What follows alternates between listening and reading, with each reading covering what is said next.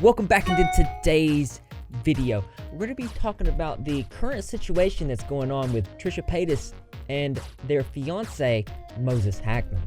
Although the two are set to be married in November, someone who claims to be Moses' ex-girlfriend has accused him of some very serious things. And I feel like Trisha Paytas is not taking this situation as serious as it is, and I feel like there's a little bit of denial. And we're going to break it down in today's episode of Exploring YouTubers.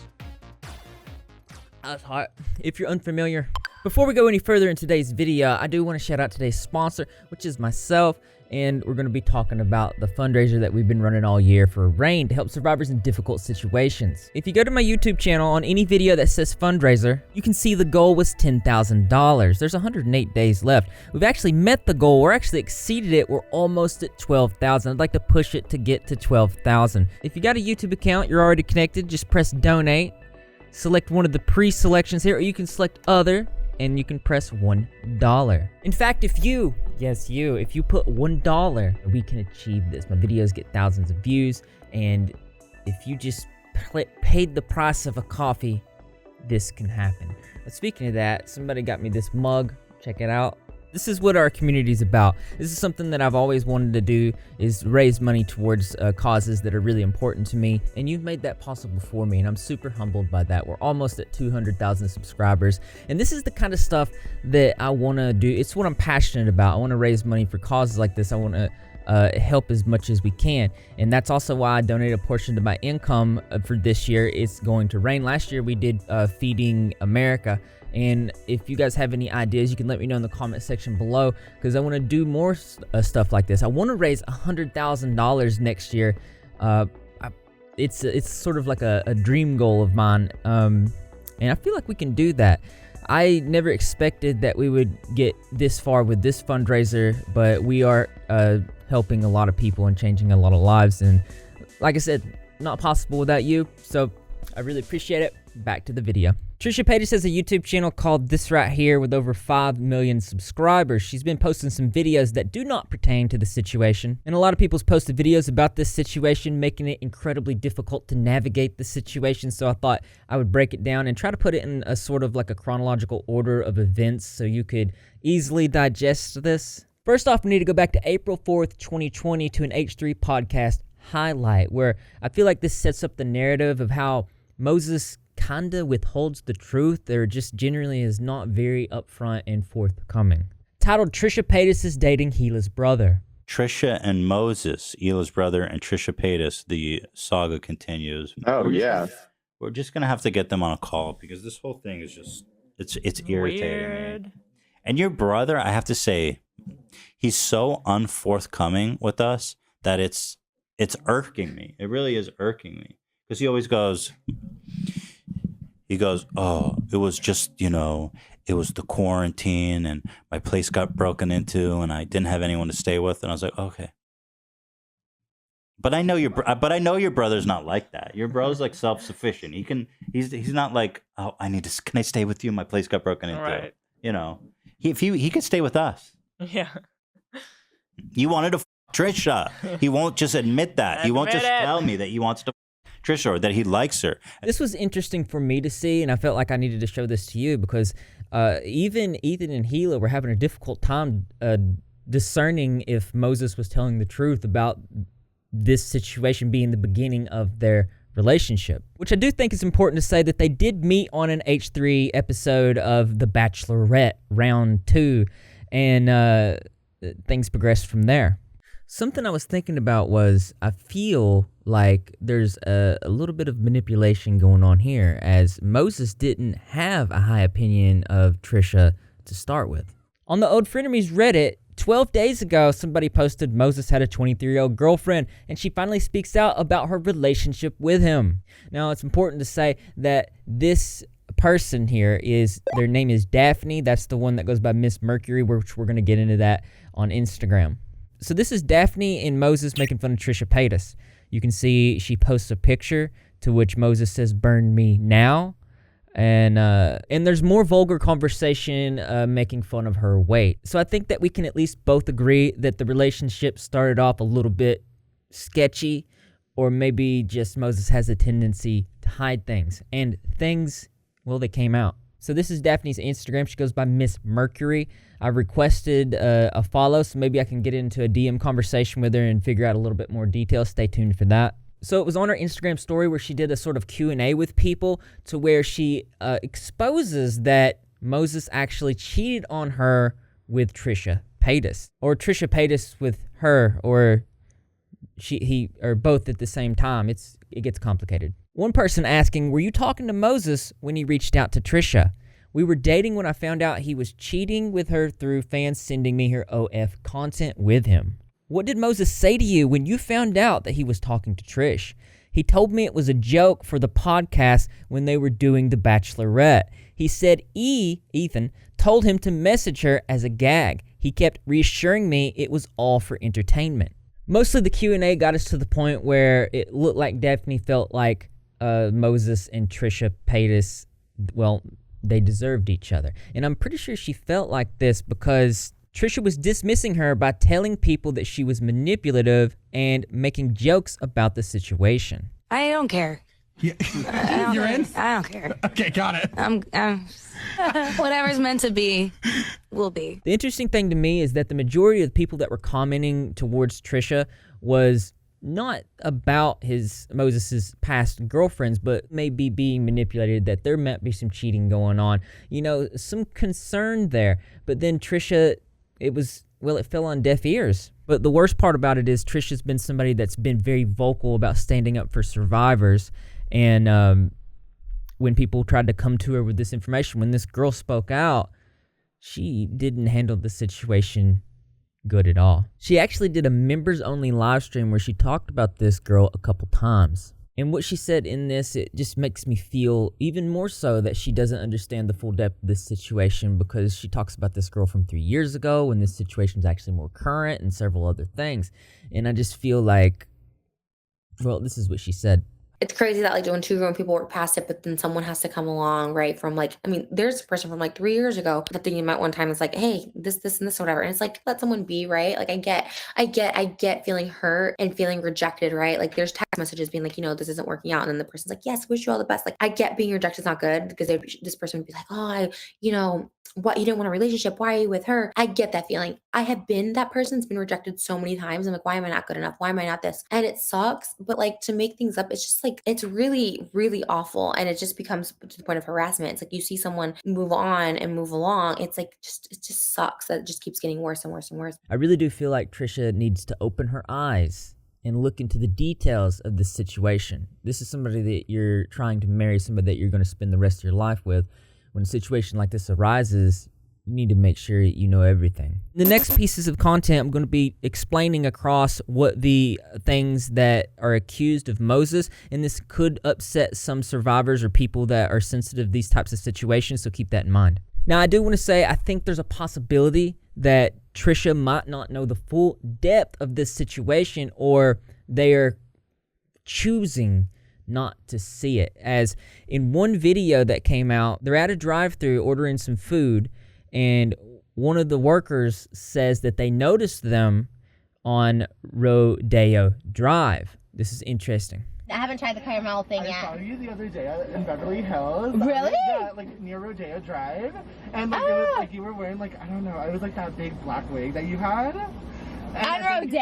Oh my god, what was I doing? I mean, probably. I was like with my friends, we were shopping near Louis Vuitton. Oh! And then I walked by you and my friends wanted to say hi, but I'm really nervous. Oh, why didn't you? Now, honestly, it looks like Trisha didn't know what this person was talking about. And it was speculated that Moses actually had cheated with this girl. This is actually Moses with a girl that has black hair at Rodeo Drive, on Rodeo Drive here. So obviously, it sets off alarms in my head, weird vibes. But when this was brought up to Moses, this is what he says. Just a heads up, they're now spreading rumors that you're cheating on Trisha based on an old photo of you at Venice Beach, that you may have been at Rodeo Drive with her. This is one of my best friends that's invited to my wedding. At this point, they're just making up lies in an attempt to upset us, but they are losing credibility every day. And then, around September 4th, Daphne comes out with some very serious things about Moses, saying, this is actually coming from the Spilling Tea 875 Instagram. I'll put that in the pinned comment. When we had sex, he stealthed me. It was agreed that we would use protection, and midway, he removed it. Now, if you guys are unfamiliar with what stealthing is, this is non-consensual removal, or stealthing is the practice of a man removing a condom during intercourse when their partner has only consented to the use of protection. This exposes people to potential transmitted infections or unwanted pregnancies. Interestingly enough, about 2 days ago, California moved to outlaw this, becoming the first state to ban non-consensual condom removal. So obviously, and this goes without saying, that stealthing is a form of SA, and it's a very serious thing. Going back to Daphne's Instagram story, to other victims, I did not know about you, and I'm so sorry you're going through this. He lied to multiple people about his history and put us young women at risk. I'm all about sex positivity, but that's not what this is. He is dangerous. I didn't see it back then because I was clouded by how I felt about him and tried to justify everything. When we spoke last year, he blamed me for everything, saying I was destroying the podcast and ruining H3H3's career. I was at college in the middle of nowhere, a total loner, and then I was thrust into this. Of course, I believed him. I changed my mind and don't want to speak to any drama channels or even H3 about it. I'm sharing what I'm comfortable with sharing right now. Please respect and show love to others who are speaking out. I was ashamed and still loved him and didn't want to admit to myself that it was wrong, but it is. I was disgusted with myself and felt worthless. He knows I've been ABU-SED'd in the past, which led to my diagnosed anxiety panic disorder. For anyone asking for a video, I'm a full-time student working full-time. I don't have time to get dolled up for a video and edit. So this is the easiest way for me to speak. So that's actually the first time I'm seeing that. So I've decided even if she does accept my follow request, I'm probably not going to ask her to talk about this because I don't want to put them into an uncomfortable situation. That being said, Moses did respond to this on Twitter saying, recently there has been a serious allegation made against me that is not true. I have chosen not to give it attention out of respect for this person's well-being, but now the lies have gone too far. I met this person only once in real life on February 14th, 2020. That's February 14th and 15th. That is Valentine's Day.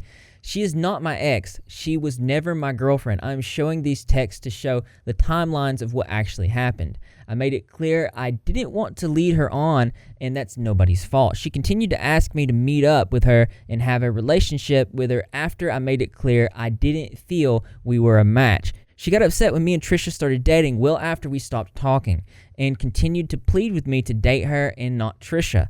It's been 1.5 years of this person spreading lies about me, and now new false accusations cannot be ignored. Please read this thread for the text messages when we were communicating. Now, I am going to read these to you, but it's important for me to say that a lot of this doesn't make sense as there's a lot of context missing. It seems like some conversations are just cut in and out of nowhere, so keep that in mind. So here Moses is saying, I have a mother that worries for me too much, and it took me years to get over that. I'm going to start posting more videos and help like that, to which she says, I care in the way my culture taught me. I see now that it's not how you want, but I'm learning from that. He says, thanks. She then says, can I ask for a request though? It's silly, but it'll help me, I think. Could you follow me back on Instagram? That hurt because it seemed like you were embarrassed by me somehow. And then it cuts to him saying that I don't want to lead you on. I don't want to give you false hope. Okay then, but friends, I feel like there's a lot I can still learn from you. He says, you know me. I live a lonely life and teach people from afar. I can't do my work when things like this happen. I'm not a normal person or friend, and you will be disappointed with me again. She says, I won't be disappointed if I understand you. If you live an isolated life, I respect that, but a lonely life isn't healthy for the mind. And then it cuts to him saying he's sorry he hurt her feelings. It wasn't intentional. To which she says, I'm sorry I hurt yours as well. It was never my intention. He says, too much. That's why I worry. I can't help it. I can't control that. I know you can't control yourself. She says it's not a choice. That is why I can't trust you. If you saw all the tweets, I said I was having a panic attack. She says, I don't want to keep thinking about what I must have done wrong. He says, you did nothing wrong. Not everyone are a match. I never said you did something wrong when we met. Dating is about finding your match, not forcing it. It takes two, not one. You did nothing wrong. You couldn't change the outcome. So here it does look like Daphne's still pushing for some sort of relationship, but the interesting thing about, like I said, that we don't have the context, and a lot of these conversations just come in out of nowhere and seem to fit a specific narrative. And whenever that happens, it always makes my eyes do this. He then tweets a very long text message to which I'll let you read the whole thing, but the one thing that I want to point out, thank you again for such a lovely Valentine's Day. It's a memory I will always cherish. Honestly, I do feel him putting out this specific post is in favor of Daphne, and if anything, makes me more so believe what she is saying. I mean, the accusation is pretty serious, and but let me know what you guys think. Daphne did respond with 3 additional IG posts when she felt like Trisha was ignoring her. If she doesn't want to address it, I will. Stealthing is RAPE. Moses did RAPE me. You can preach all you want about standing with victims, but when the moment came for you to stand, you chose silence. When you're at the altar kissing your husband for the first time as Mrs. I hope you remember where that nose was while he was faithful to you. Tagging Trisha Paytas, unlike your charity work, hopefully this isn't something you forget. Now, my final comments on this is if you ever thought that Trisha Paytas had changed in the past, this makes me feel like this is direct evidence nothing has really changed, because she said that she stood for survivors, but then doesn't even give the time of day, and it's because obviously she's engaged and is about to get married, and it seems like that is blinding her from this situation. I don't think Moses was honest, but these are just my opinion. You guys, you have your own opinion. Let me know your opinion in the comment section below, because as interesting as this is, there's always something that's more interesting to me. That's right, you guessed it. I want to know what you think. So why don't you go ahead and leave your creative and interesting responses in the comment box below. Thumbs up for those likes as always, brothers and sisters. I will see you in the next video. Can we get some positivity turtles in the chat? I want to thank my patrons. I really appreciate you guys. If you want to get your name at the end of my videos, the Patreon link will be in the pinned comment.